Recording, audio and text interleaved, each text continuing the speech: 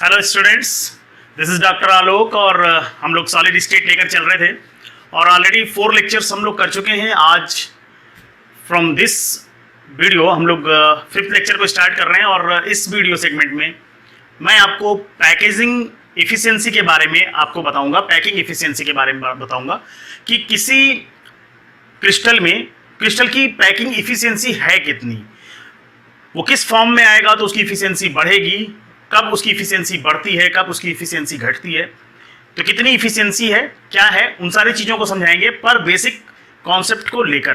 तो पहले हम लोग बेसिक कॉन्सेप्ट को शुरू करेंगे और उसके बाद उसके आगे हम लोग उसकी पैकिंग इफ़िशियंसी से लेकर डेंसिटी तक की बात करेंगे। तो आइए शुरू करते हैं वीडियो को।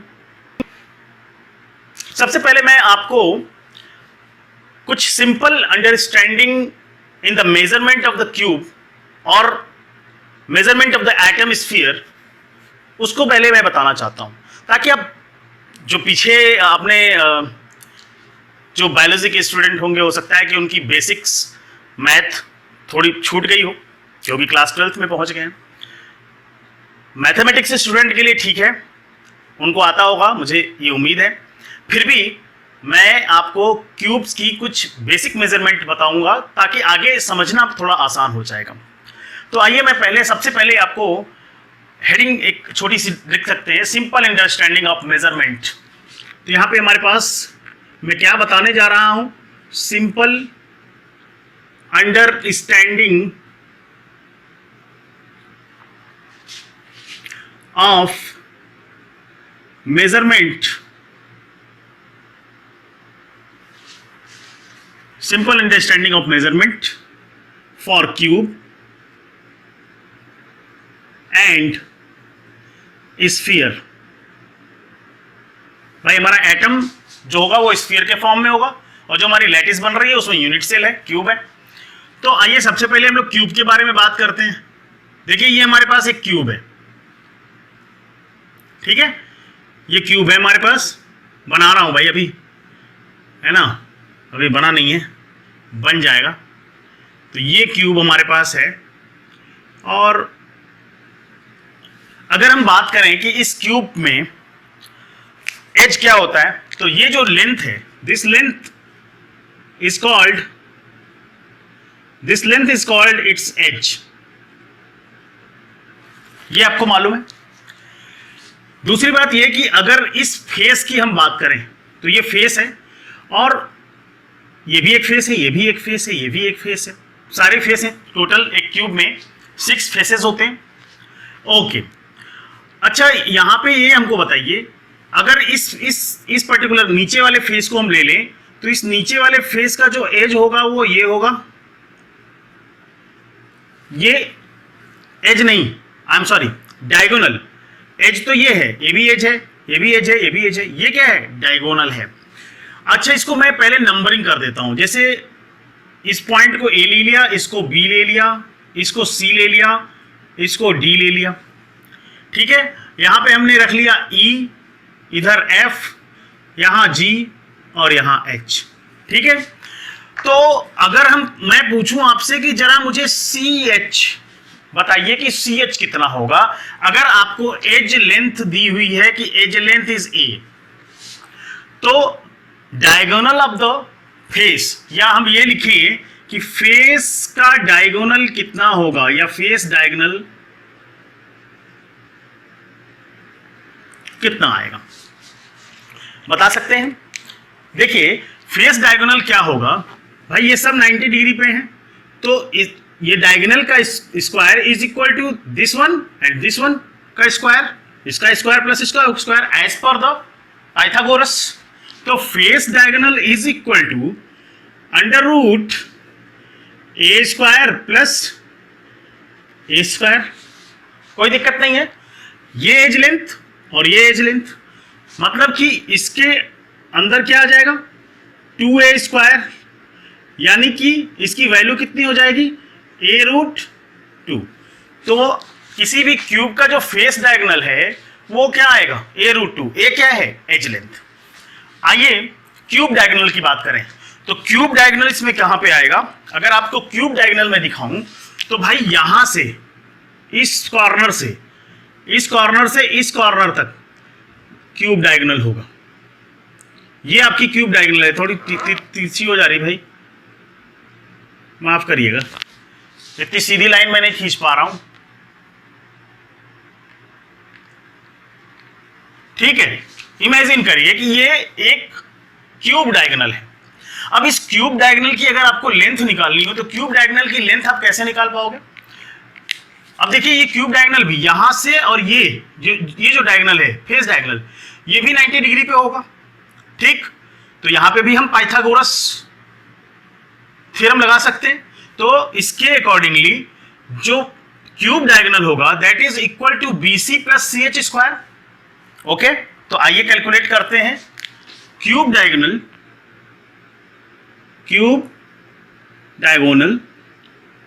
Is equal to under root BC square plus CH square, BC square plus CH square. Okay, तो ये वैल्यू कितनी आ जाएगी? ये तो आपकी एज है, लेकिन ये क्या है? फेस का डायगोनल है। तो अंडर रूट में क्या आ जाएगा? BC is equal to A square, A का स्क्वायर कर दिया। CH की वैल्यू हम लोग यहां निकाल चुके हैं। फेस डायगोनल क्या था? CH था ना भाई, CH। तो CH की वैल्यू हम लोग निकाल चुके हैं A√2। तो A√2 को अगर आप स्क्वायर करेंगे तो क्या हो जाएगा? 2A square. कोई दिक्कत नहीं है। आइए, तो क्यूब डायगोनल क्या आ गया? क्यूब डायगोनल आ गया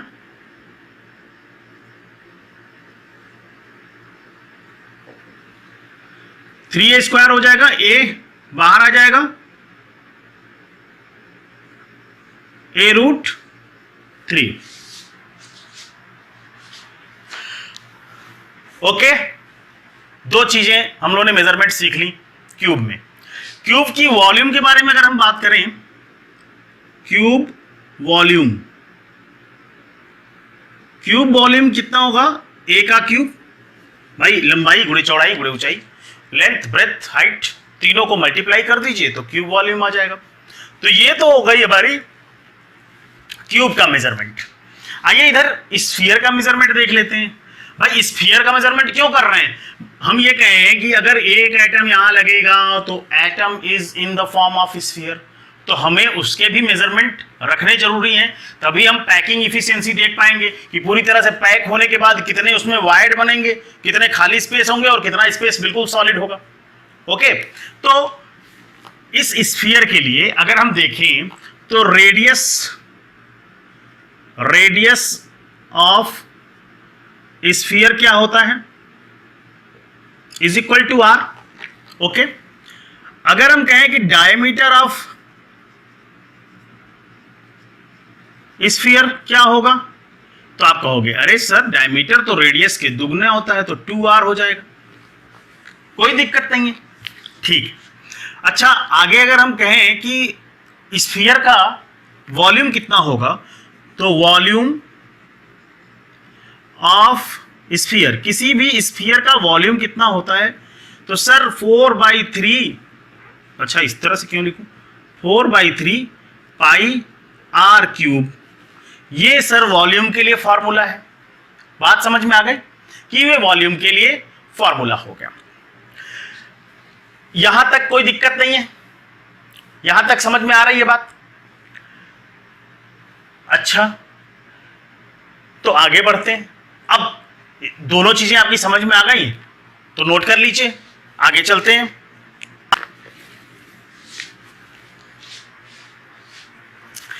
आइए अब हम लोग बात करेंगे सिंपल प्रिमिटिव सेल जो होगी, जो बिल्कुल प्रिमिटिव सेल होती है, जिसको हम लोग सिंपल क्यूबिक सेल भी कहते हैं।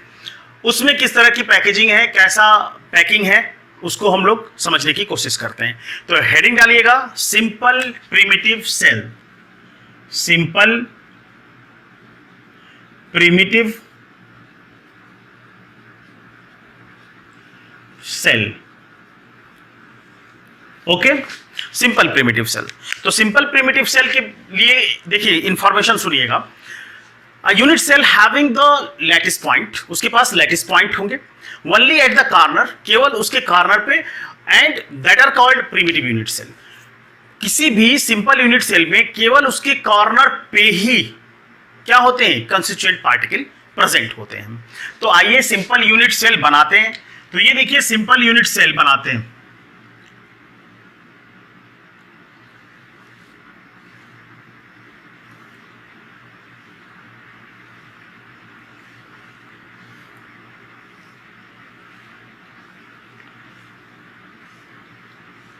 ओके अब दूसरी चीज यहां पे पैकेजिंग जब होती है तो जितने भी एटम्स लगे हुए हैं, they touch with each other, वो एक दूसरे को टच करते रहते हैं, मतलब इन कांटेक्ट हैं। पैकेजिंग ऐसी होती है सिंपल प्रिमिटिव या सिंपल क्यूबिक सेल में, ये एक दूसरे को टच करते रहते हैं। तो ये इंफॉर्मेशन सारी मैं लिखवाऊंगा, लेकिन अभी मैं आपको ये बता दूं कि ये यहां पर प्रेजेंट है, ये यहां पे प्रेजेंट है, ठीक है। इस कॉर्नर हो गया, इस कॉर्नर हो गया, इस कॉर्नर पे देखिए ये इस पे प्रेजेंट है, ठीक है। अब इसको टच कराना है तो चलिए इसको मैं ऐसे टच करा देता हूं, ठीक। अब ये और ये टच होना चाहिए, ये टच हो गया, ये और ये टच होना चाहिए, ठीक है। ये और ये टच होना चाहिए, यहां पर ये भी इसके टच में रहेगा, ये भी इसके टच में रहेगा, सारे टच में रहेंगे। तो थोड़ा स्ट्रक्चर बहुत अच्छा नहीं दिख रहा है, बहुत अच्छा स्ट्रक्चर नहीं दिख रहा है, लेकिन आप ये समझ रहे हैं कि इसको मैं और थोड़ा बड़ा बना देता हूं ताकि ये समझ में आ सके, ठीक है। तो जितने भी एटम हैं वो अपने दूसरे एज वाले के साथ, अपने कांटेक्ट में जितने भी एज हैं उनके साथ क्या करेंगे, टच में होंगे, ठीक है, कांटेक्ट में होंगे। ओके, तो पहला पॉइंट लिखिए, a unit cell have a lattice point, unit cell have lattice point only at corner. इसी को हम लोग सिंपल क्यूबिक सेल कहते हैं, ठीक है। दूसरा पॉइंट यहां पे क्या होगा, atoms are in close packing and every constituent particle in contact with the 6 other. हर एक 6 से कॉन्टेक्टेड है, हर एक 6 से कॉन्टेक्टेड है। भाई इसके आगे भी क्यूब आएगा तो उससे भी कॉन्टेक्ट होगा, इसका कॉन्टेक्ट देखेंगे तो 1 2 3 इससे, इसके आगे आप जाओगे तो वो इस वाले से भी कांटेक्ट में होगा, ऊपर वाले से भी कांटेक्ट में होगा, ठीक है। तो मैं अभी उसको क्लियर करता हूं। तो दूसरा पॉइंट ये लिखिए कि atoms are in close packing, atoms are in close packing and every atom is in contact with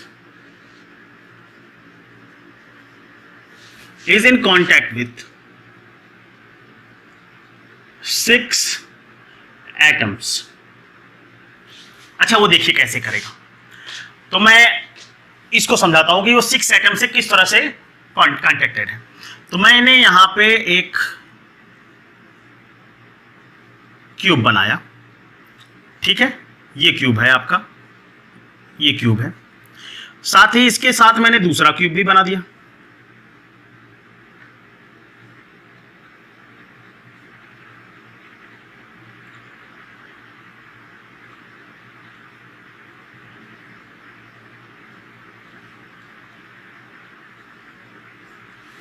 ठीक है, ये दूसरा क्यूब है।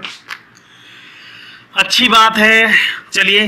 अच्छा ये बताइए कि ये जो आपको सामने वाला दिख रहा है, ये यहां पे जो एटम होगा, इस एटम को देखिए, ये जो एटम है वो इसके कांटेक्ट में होगा,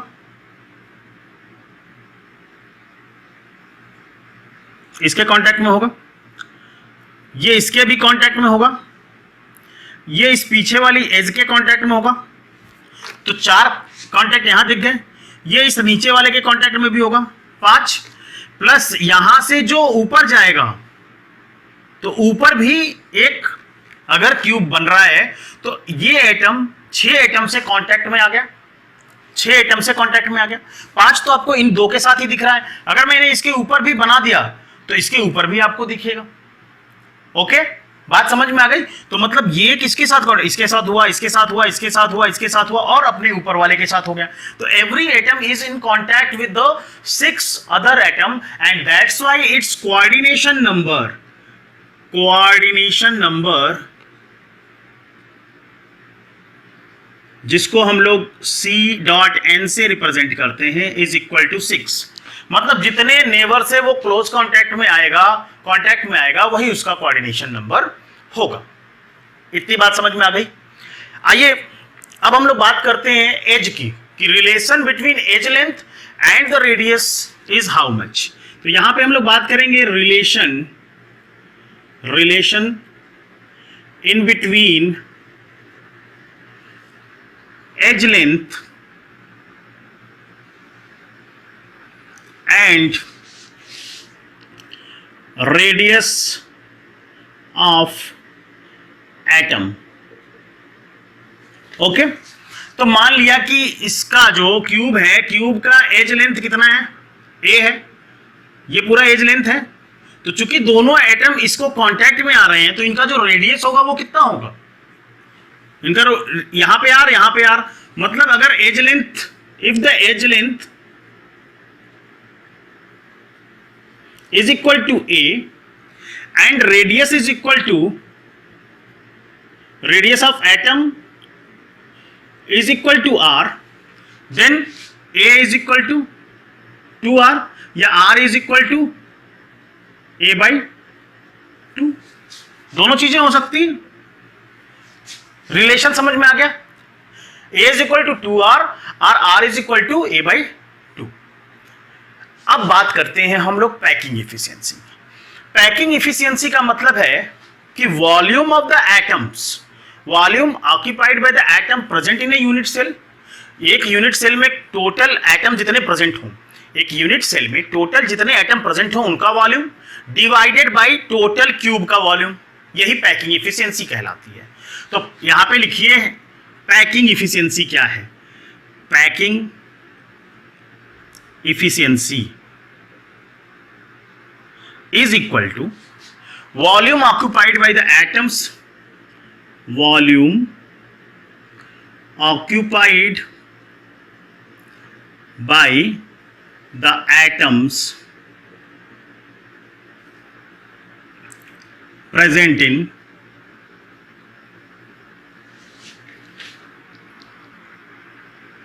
यही लिख देता हूं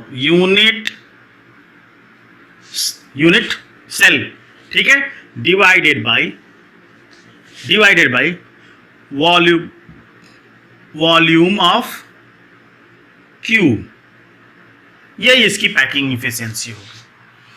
अच्छा, अब आप कहेंगे कि सर ये सिंपल क्यूबिक सिस्टम है और हर एक एटम 1/8 पार्ट दे रहा है, तो नंबर ऑफ एटम्स हम लोगों ने सिंपल या प्रिमिटिव सेल में जब निकाला था तो नंबर ऑफ एटम्स निकालने के लिए हम लोगों ने क्या किया था? मैं कहां लिख दूं? मैं यहां लिख देता हूं, number of atoms is equal to 8 corner, और हर कार्नर पे जो एटम लगा हुआ है उसका पार्टिसिपेशन कितना है उस क्यूब में? 1/8 इज इक्वल टू 1 एटम। तो मतलब कि सिंपल प्रिमिटिव सेल में टोटल 1 एटम ही होगा, टोटल 1 एटम होगा। तो उस 1 एटम का वॉल्यूम, वो स्फीयर है तो स्फीयर के अकॉर्डिंगली उसका वॉल्यूम कितना हो जाएगा? 1 atom into 4/3 pi R cube divided by volume of cube कितना होगा? इसका एज लेंथ क्या है? ए, तो ए का क्यूब हो जाएगा, ए का क्यूब हो जाएगा, ठीक है। अब आपको पता है कि a is equal to 2r, तो a की a भाई तभी हम r को काट सकते हैं, तो यहाँ पे वैल्यू रख देते हैं। तो यहाँ पे क्या हो जाएगा?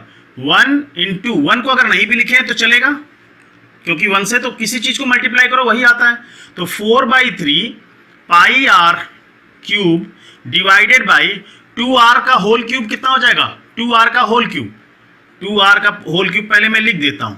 तो 2 into 2 into 2 is equal to 8r cube. तो 4/3 यहां पे क्या आ जाएगा? 8r³ और ऊपर क्या है पाई r³।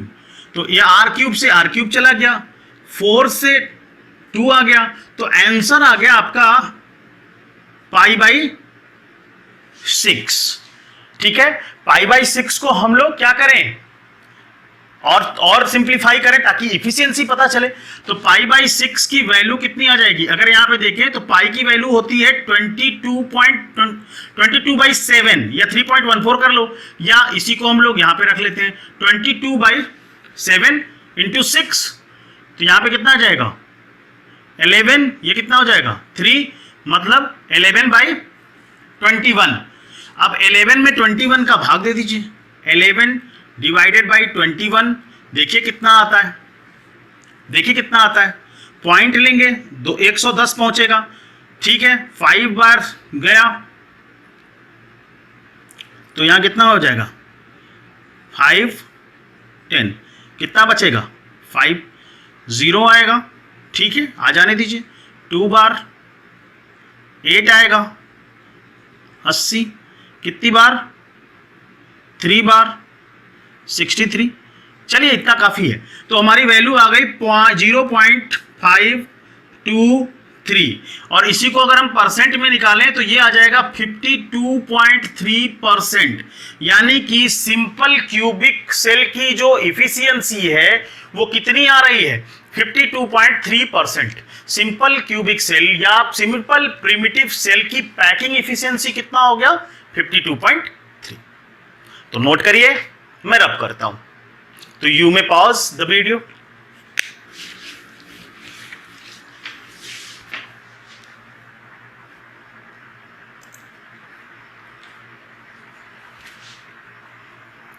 आइए बॉडी सेंटर्ड क्यूबिक सेल को समझते हैं। बॉडी सेंटर्ड क्यूबिक सेल क्या होता है, तो पहला हम लोगों ने सिंपल समझ लिया, अब हम लोग समझेंगे body centred cubic cell. Body centred cubic cell, body centre में आपको पता है कि क्या होता है, कॉर्नर्स पे, जैसे कि प्रिमिटिव सेल में कॉर्नर्स पे स्फीयर लगे हुए हैं, उसी तरह से कॉर्नर पे लगे होंगे, साथ ही एक एटम बिल्कुल बॉडी के सेंटर में होगा। ठीक है, इतनी बात समझ में आ गई है। दूसरी चीज इसमें यह है कि the corners atom do not touch with each other but the touch with the centre body centred atom, body centre के एटम को टच करेगा।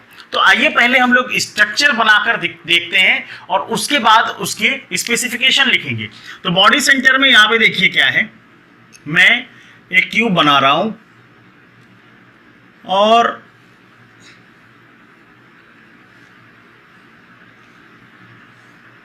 अब देखिए हमको यह मालूम है कि इनके सभी कॉर्नर पे है।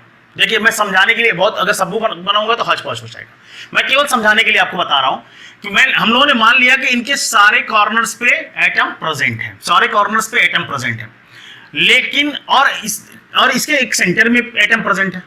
ओके, तो इसमें अगर इस डायगोनल को आप देखिए, यहां से लेकर यहां तक, इस डायगोनल को जिसको हम लोग क्यूब डायगोनल कहते हैं, ये क्यूब डायगोनल है। अगर हम एक एटम यहां पे बनाते हैं, ठीक, और ये जो सेंटर का एटम है, बॉडी के सेंटर में एटम है प्रेजेंट, वो इस तरह से है, बॉडी के सेंटर में प्रेजेंट है, और यहां पे जो एटम है वो यहां पे प्रेजेंट है। ओके, समझिएगा ध्यानपूर्वक, यहां पे बना भी लीजिए, मतलब ये दूसरे को टच नहीं कर रहा है, ये एक दूसरे को कहीं से भी टच नहीं कर रहा है, सारे कॉर्नर पे, यहां इस कॉर्नर पे भी होगा, जबकि एक दूसरे को नहीं टच कर रहे हैं, लेकिन ये इसको टच करेंगे। इसीलिए मैं बना नहीं रहा था कि थोड़ा आपको टच कराने में मुझे दिक्कत होगी। ठीक है, बात को समझिए, इसीलिए मैं नहीं बना रहा था कि अभी मैं आपको बिल्कुल हाच पौच नहीं करना चाहता, इतना बस समझ लीजिए कि ये जो कॉर्नर वाले हैं, जिस तरह से फेस सेंट, जिस तरह से आपने देखा कि सिंपल वाले में कॉर्नर पे जितने थे वो दूसरे कॉर्नर वाले के साथ टच में थे, लेकिन बॉडी सेंटर में ये क्या होंगे, ये एक दूसरे के टच में नहीं होंगे, लेकिन जितने भी एटम प्रेजेंट होंगे कॉर्नर पे वो बॉडी सेंटर वाले एटम से टच में होंगे। ओके, तो बॉडी सेंटर यूनिट सेल में क्या चीजें होती हैं? पहली स्पेसिफिकेशन ये, a unit cell having crystal point at the corner and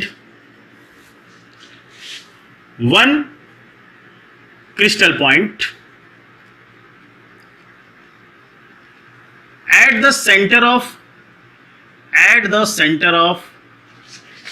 unit cell.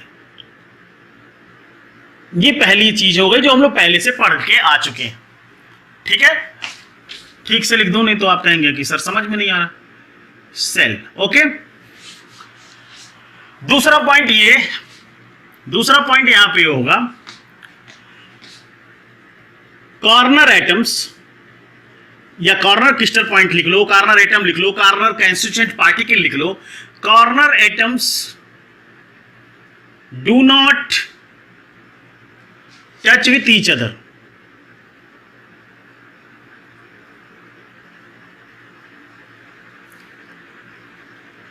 but in touch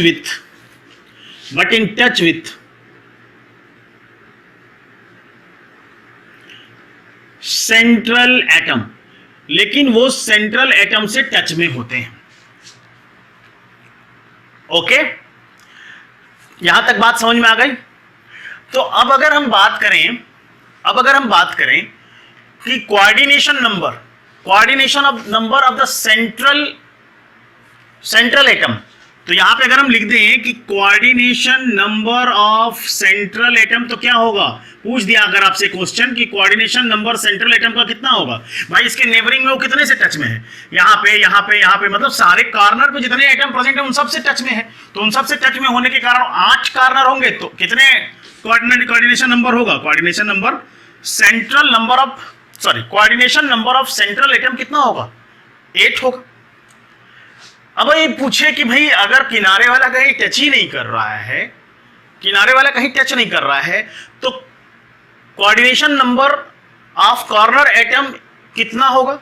अब देखिए, coordination number of corner atom in the unit cell के अंदर अगर आप देखेंगे, पूछेगा तो इज इक्वल टू 1, क्योंकि वो किसी से टच में नहीं, अकेला है। ओके, लेकिन अगर आपसे पूछता है कि coordination number of the corner atom in the crystal lattice, तो वो कितना होगा? 8, क्योंकि वो 8 क्यूब से में पार्टिसिपेट कर रहा है, क्योंकि वो 8 क्यूब्स में शेयर हो रहा है। इसलिए अगर आपसे पूछता है कि coordination number of corner atom in crystal lattice, then it is equal to 8, तब वो कितना हो जाएगा? 8 हो जाएगा। ओके, इतनी बात समझ में आ गई है? अब आइए समझते हैं हम लोग relationship of radius and diagonal. क्या रिलेशनशिप आ रहा है? अब आइए यहां पे देखिए, पहली चीज, ये जो स्फीयर होगा ये क्या होगा? R होगा। ये जो टोटल होगा ये कितना होगा? यहां पे भी R होगा, यहां पे भी R होगा, ये भी R होगा। मतलब जो टोटल आपकी लेंथ निकल रही है इस डायगोनल की, तो length of diagonal is equal to 4R, और एक्चुअल में लेंथ डायगोनल की होती कितनी है? Is equal to a√3। ये पहले ही हम लोगों ने निकाला है कि जो क्यूब का डायगोनल होता है, लेंथ ऑफ क्यूब डायगोनल लिखना चाहिए था, नहीं तो आप कंफ्यूज हो जाएंगे। क्यूब डायगोनल तो इनिशियली मैंने बताया था। तो length of cube diagonal is equal to 4r is equal to a√3। अब इसके अकॉर्डिंगली आप r निकाल सकते हो। तो r को अगर हम लोग निकालें या a को निकालें, कोई एक चीज हम लोग निकाल लेते हैं। तो आइए चलिए इसी से a निकाल लेते हैं। तो a इज इक्वल टू क्या हो जाएगा, 4r अपॉन √3। यहां तक बात समझ में आ गई है, कोई दिक्कत नहीं है। दूसरी चीज ये भी निकाल सकते हैं भाई आप, या r is equal to a√3/4, ये भी सही है।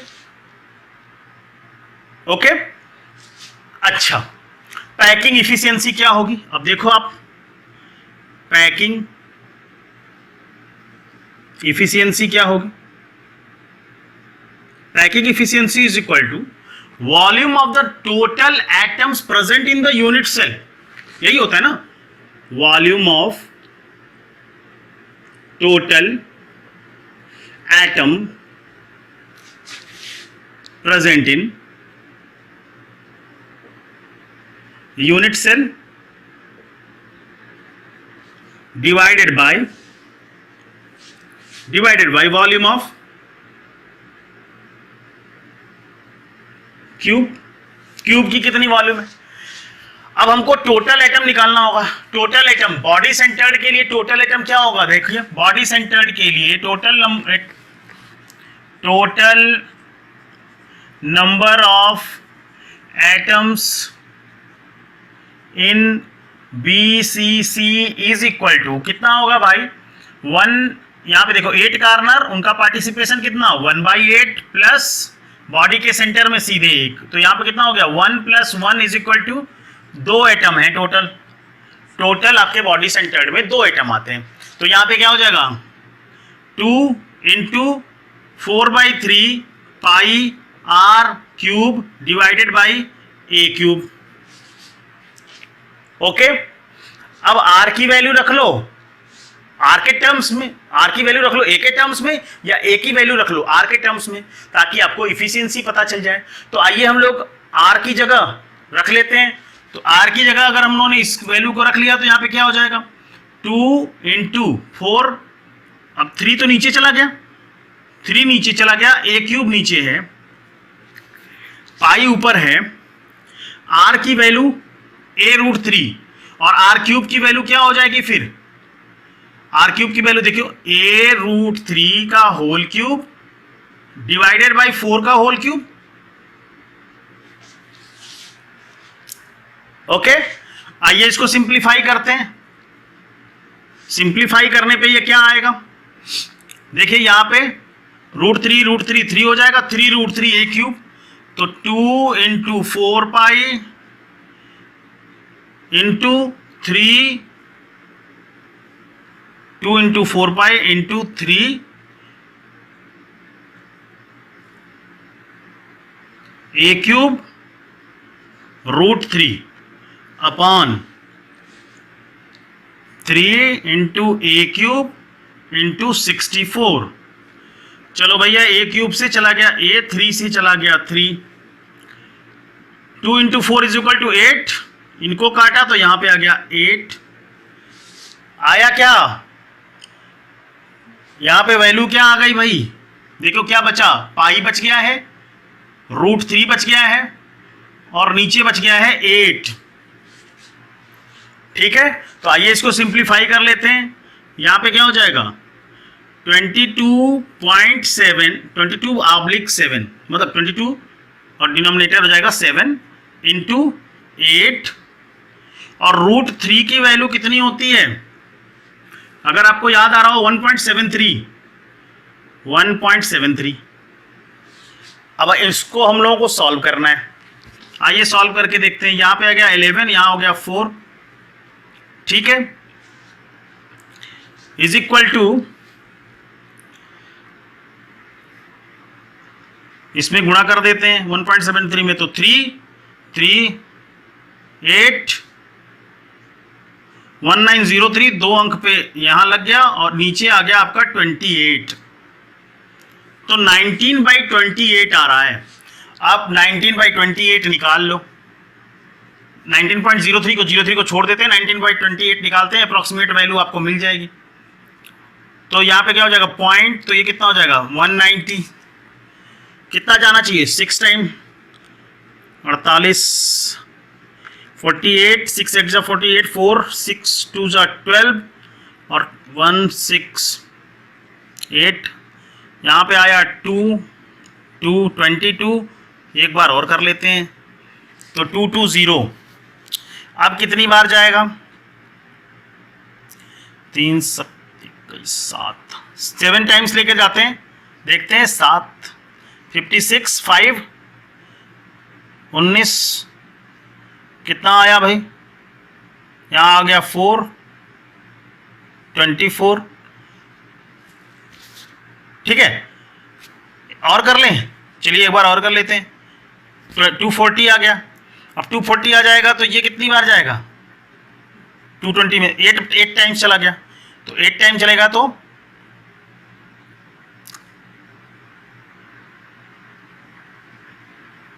16, तो 0.678। तो इसकी वैल्यू कितनी आ गई 0.678, या इसको परसेंट में लिखेंगे तो हम लोग 68% लिख सकते हैं।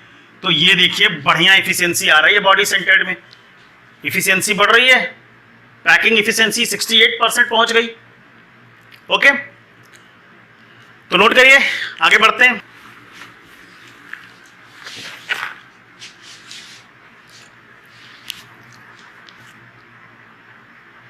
Face centred cubic cell. तो नेक्स्ट हेडिंग होगी हमारी face centred cubic cell. Face centred cubic cell. तो तीसरी हेडिंग हमारी है फेस सेंटर्ड क्यूबिक सेल। अब देखिए इसमें पहला पॉइंट ये है कि unit cell have a lattice point at the corner centre, at the corner centre of at the corners and at the center of face। हर एक फेस के सेंटर पे प्रेजेंट होगा। तो यहां पे लिख लीजिए पहला पॉइंट, मैं इधर से शुरू करता हूं। A unit cell have lattice point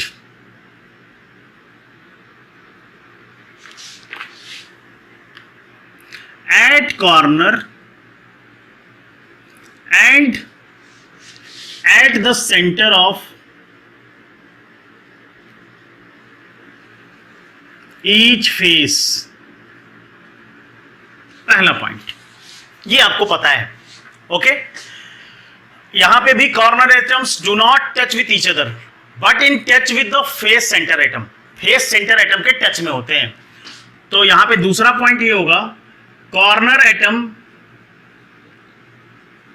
do not touch with each other but in touch with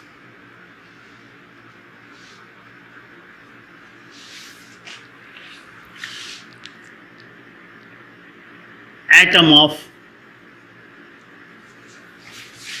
face center। Face centre के एटम से टच करता है। ठीक है, तीसरी पॉइंट ये भी लिख लीजिए, नहीं तो कंफ्यूजन हो जाएगा कि opposite face centre do not touch with each other. तीसरा पॉइंट ये भी हो सकता है अपोजिट, दो अपोजिट फेस पे जो एटम प्रेजेंट है वो भी एक दूसरे को टच नहीं करते। Opposite face center atom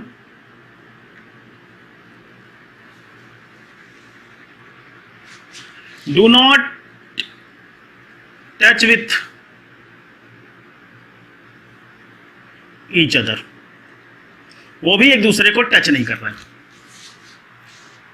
okay, तो यहां पे मैं स्ट्रक्चर बना देता हूं।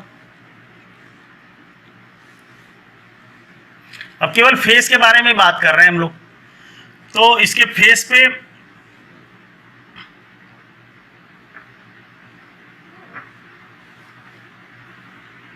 थोड़ा छोटा बनाता हूं।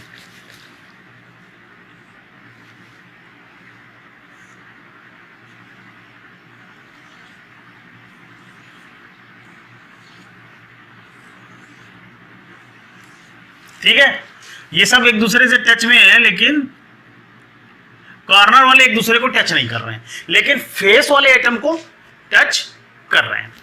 अब यहां पे हमको क्या लेना होगा, फेस का डायगोनल, फेस का डायगोनल लेना होगा। तो आइए देखते हैं। तो यहां पे एज जो डायगोनल होएगा इसका, तो फेस डायगोनल, फेस डायगोनल ये कितनी आ जाएगी वैल्यू, ये होगा यार, ये आर, ये आर, ये r, 4r is equal to, face diagonal होता कितना है, a√2, फेस डायगोनल कितना होता है, a√2। ठीक है, तो यहां से आपको r की वैल्यू मिल सकती है, r की वैल्यू हो जाएगी a√2/4, या a की वैल्यू आप लिख सकते हो a is equal to 4r/√2, दोनों वैल्यू हो सकती हैं। ओके, आइए नेक्स्ट हम लोग पैकिंग इफिशियंसी पे आते हैं। पैकिंग इफिशियंसी यहां क्या होगी, वॉल्यूम ऑफ द एटम्स, बार बार लिखने की जरूरत है क्या, volumes occupied by the atom, तो volume occupied by the atom कितना हो जाएगा, वो अब फेस सेंटर की बात करेंगे कि टोटल कितने एटम आएंगे, तो यहां पे atoms is equal to 8 × 1/8 plus 6 face है और उनका कंट्रीब्यूशन कितना होता था 1/2, तो टोटल कितना हो गया 1 + 3 = 4 एटम, 4 एटम होंगे यहाँ पे। तो यहाँ पे कितने होंगे 4 atom, 4 × 4/3 πr³, okay, divided by A का क्यूब, किसका क्यूब आया, ये यूनिट सेल का वॉल्यूम है। आइए वैल्यू पुट कर लेते हैं, किसमें किसकी वैल्यू पुट कर लें, इसी में कर लें, ए की वैल्यू या आर की वैल्यू किसकी रख लें, आर की वैल्यू रख लेते हैं, ये वाली इसमें। तो यहाँ पे देखिए यहाँ से क्या हो जाएगा 4 × 4, हाँ 3 नीचे चला गया, पाई ऊपर है, और आर की वैल्यू हम लोगों ने रख लिया a√2/4, तो यहाँ पे हो जाएगा a√2 का क्या हो जाएगा क्यूब, और नीचे क्या हो जाएगा 4 का क्यूब। तो इधर इसकी वैल्यू कितनी आ जाएगी देखिए, यहां 4 × 4 = 16, यहां कितना आ जाएगा 4 × 4, तो यहां पे 4 बचेगा, ठीक है, तो यहां पे क्या हो जाएगा, चलिए अच्छा ले लेते हैं एक बार, 4 × 4 × pi into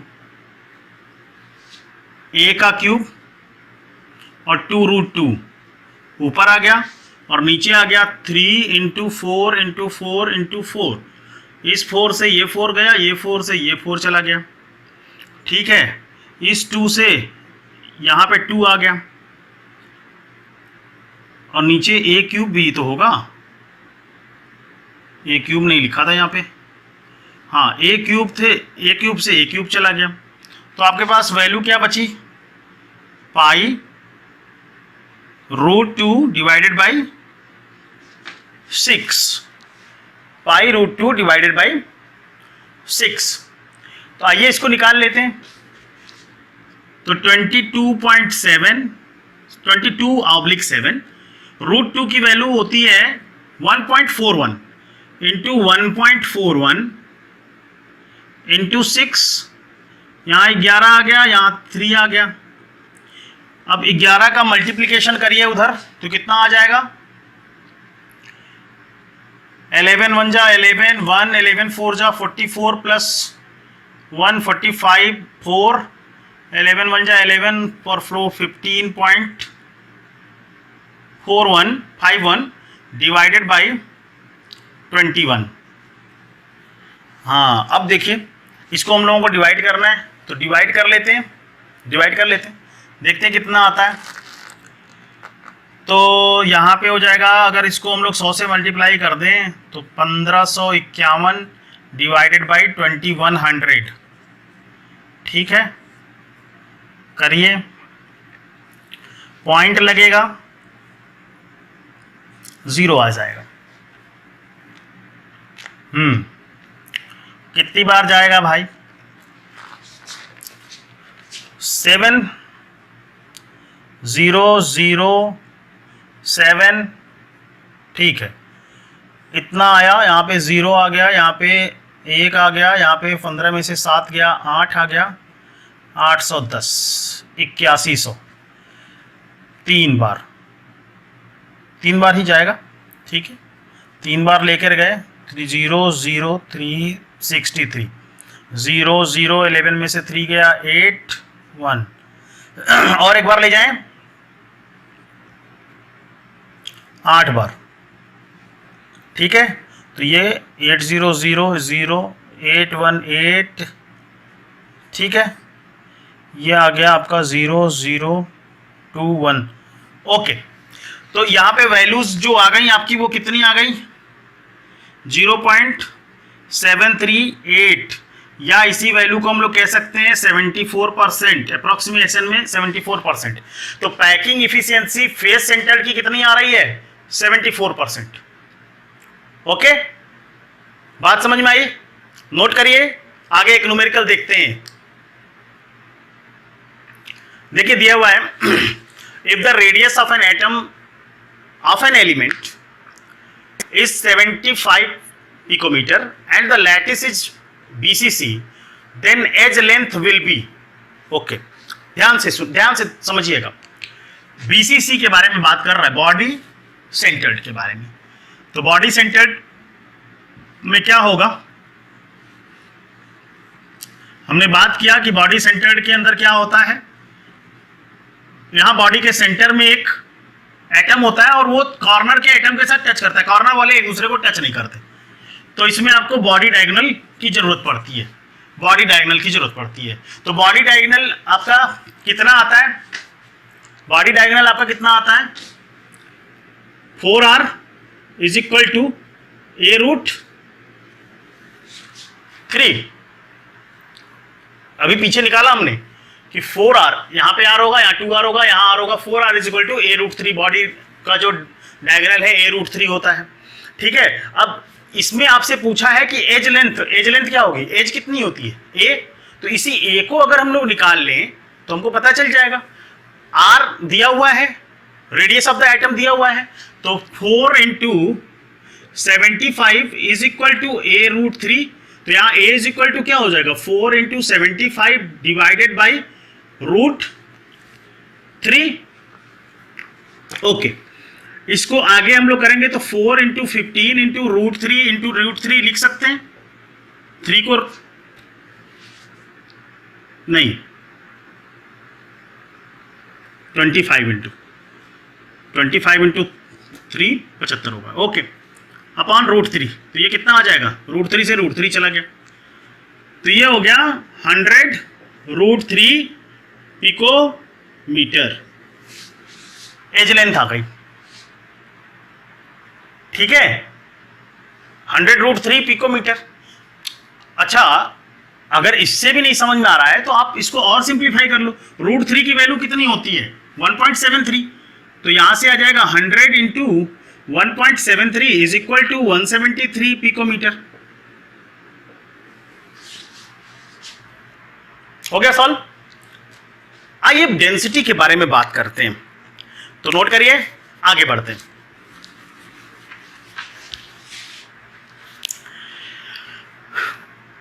density of crystal, density of crystal के बारे में बात करेंगे हम लोग कि किस तरह से डेंसिटी को मेजर किया जा सकता है। तो अगर हम क्यूब के बारे में बात करें और if the length of the edge of the unit cell, देखिए डेंसिटी ऑफ क्रिस्टल के बारे में बात कर रहे हैं कि डेंसिटी कितना होगा, डेंसिटी ऑफ क्रिस्टल, ये हेडिंग है, ठीक है। If the length of as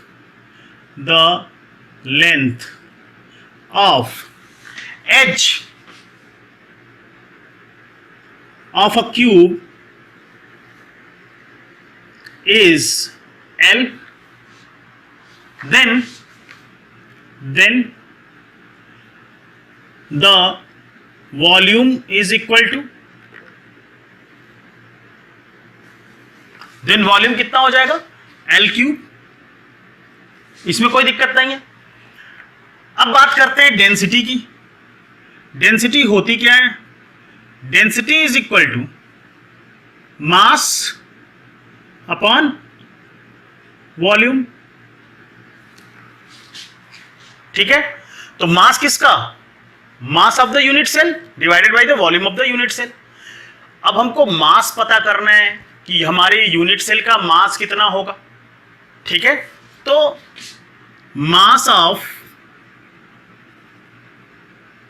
unit cell is equal to, unit cell का मास कितना होगा? नंबर ऑफ एटम्स कितने हैं? पहली चीज, number of atoms unit cell में कितने हैं? Number of atoms in unit cell into mass of atom, उस एटम का मास कितना है। इससे हमको टोटल मास पता चल जाएगा, इससे हमको टोटल मास पता चल जाएगा। तो मास तो ऐसे निकल गया। ओके, अब बात करें मास ऑफ वन एटम की, तो मास ऑफ वन एटम होता कितना है? तो मास ऑफ वन एटम कितना होगा भाई? एक एटम का मास कितना होगा? उसका molecular mass divided by Avogadro's number, Avogadro's number, यही उसका मास होगा। ठीक है, तो अब बात करें मास ऑफ यूनिट सेल, तो mass of unit cell is equal to क्या हो जाएगा? Mass of unit cell is equal to number of atoms, तो नंबर ऑफ एटम्स को हम लोग जेड से डिनोट कर लेते हैं, into mass of one atom. ठीक है, तो मॉलिक्यूलर मास को हम लोग कैपिटल एम से डिनोट कर लेते हैं, okay, divided by Avogadro's number.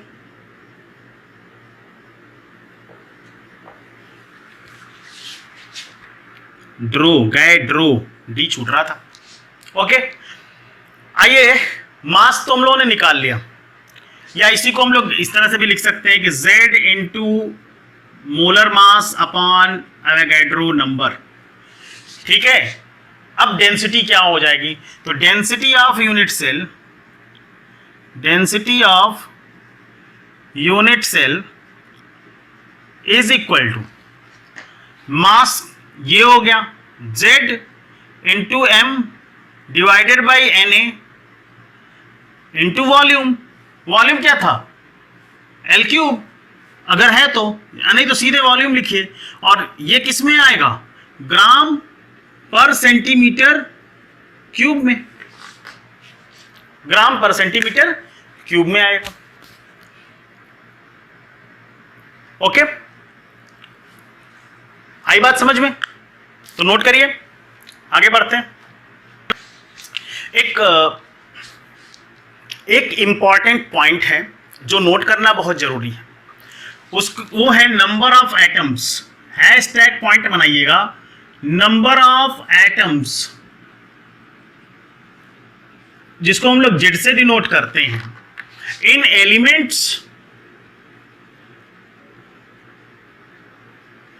And in ionic solid, in ionic solid. ठीक है, तो Z की वैल्यू कितनी होगी? अलग अलग यूनिट सेल में बात करेंगे। तो अगर वो एलिमेंट से बना हुआ है तो एलिमेंट्स इधर लिख लेंगे और आयनिक सॉलिड हम लोग इधर लिख लेंगे। ठीक है, अगर हमारा सिंपल क्यूबिक सेल है, SCC है, तो SCC के लिए Z की वैल्यू कितनी होगी? 1। अगर वो बॉडी सेंटर्ड सेल है तो Z की वैल्यू कितनी होगी?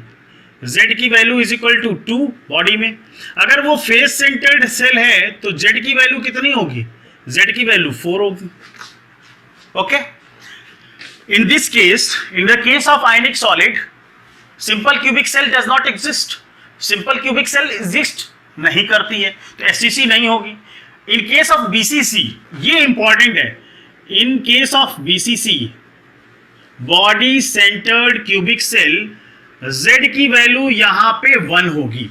जब भी आयनिक सॉलिड, क्वेश्चन पढ़ के कंफ्यूज मत होइएगा, क्वेश्चन पढ़ के देखिएगा कि वो आयनिक सॉलिड तो नहीं है। अगर आयनिक सॉलिड होगा और base centred sorry body centred के बारे में बात कर रहा है तो बॉडी सेंटर्ड में एटम एक ही होगा।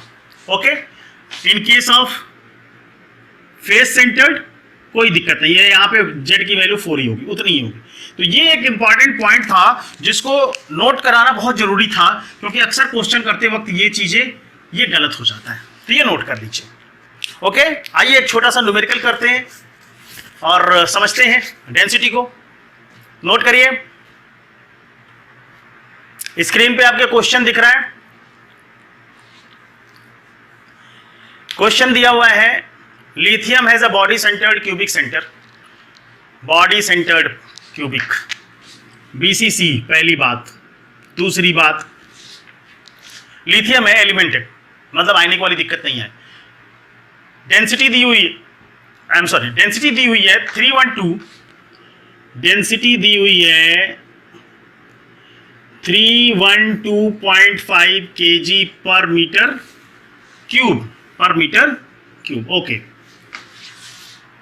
And its atomic mass is 6.0 gram per mole, atomic mass दिया हुआ है, atomic mass is equal to 6.02।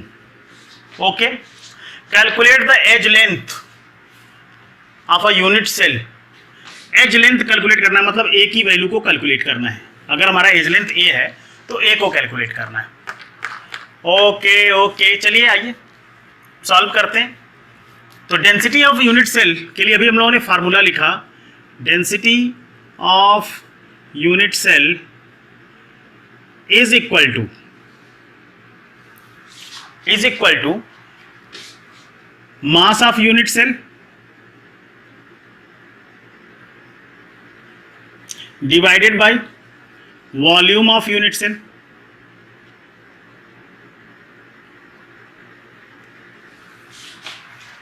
Okay, तो मास ऑफ यूनिट सेल कितना होगा, डेंसिटी ऑलरेडी दिया हुआ है।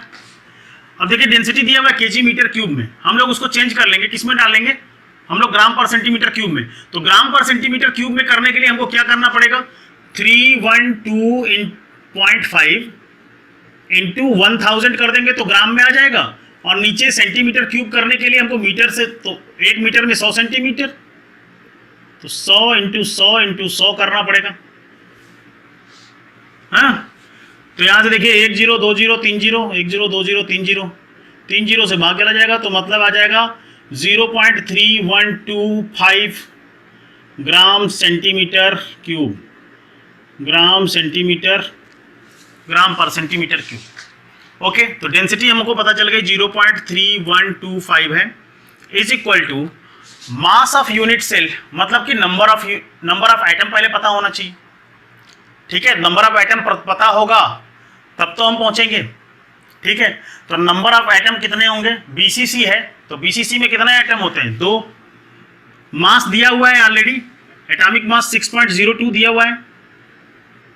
अब मास के बाद हमको किससे डिवाइड करना था, एवोगैड्रो नंबर से। तो एवोगैड्रो नंबर क्या हो जाएगा, 6.02 इंटू 10⁻23, ओके, इंटू ए का क्यूब। हमको ए निकालना है। अब यहां पे देखिए 6.02 से 6.02 चला गया, ए क्यूब अगर इधर हम ले लेते हैं तो A cube is equal to 2 divided by 0.3125 into 10⁻23। तो आइए इसको सिंप्लीफाई करते हैं, ऊपर नीचे 10,000 से गुणा कर देंगे तो कितना आ जाएगा भाई, यहां पे आ जाएगा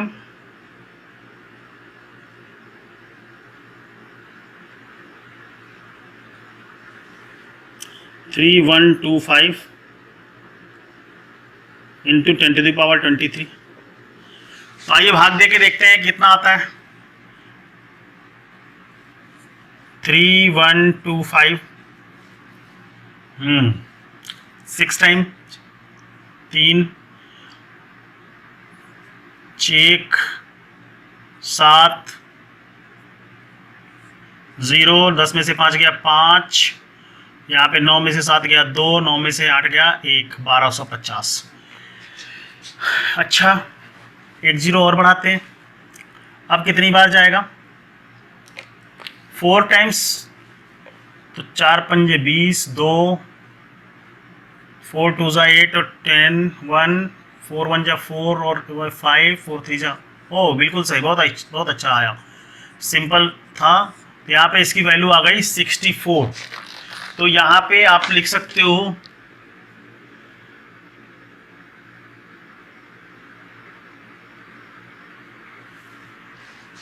वैल्यू 64 आ रही है।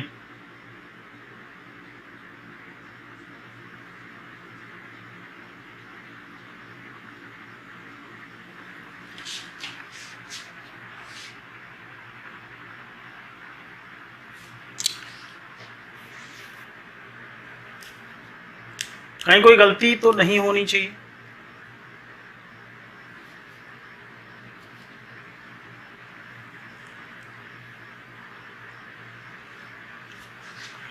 .3125। चलिए एक ही वैल्यू आप निकाल लेंगे इस फॉर्मूले से। तो जो भी एक ही वैल्यू आएगी आप उसका, तो a इज इक्वल टू, अगर कोई गलती होगी तो आप देख लीजिएगा, चेक कर लीजिएगा, हो सकता है कि कैलकुलेशन में कहीं गलती हो जाए। ठीक है, तो ये आएगी आपको एज लेंथ, तो इसको आप कैलकुलेट कर लीजिए, आपको मिल जाएगा। तो this is all about the today's lecture. आज का लेक्चर यहीं मैं खत्म करूंगा। कुछ जरूरी बातें मैं बस रब कर लूं और आपसे बात करता हूं कि अगर आपको ये लेक्चर अच्छे लग रहे हैं, मेरा ये कहना है कि अगर आपको ये लेक्चर अच्छे लग रहे हैं तो आप इसको जितना हो सके उतना अपने सोशल साइट्स पे, अपने दोस्तों में, सोशल साइट पे शेयर करिए, दोस्तों में शेयर करिए, जो नीडफुल स्टूडेंट्स हैं जिनको ज़रूरत है उनको शेयर करिए। हो सकता है कि आपका एक शेयर किसी की लाइफ चेंजिंग हो जाए, लाइफ चेंज कर सकता है। तो थैंक्स फॉर योर कोऑपरेशन कि आप इतने लास्ट तक मुझे सुन रहे हो, देख रहे हो। धन्यवाद।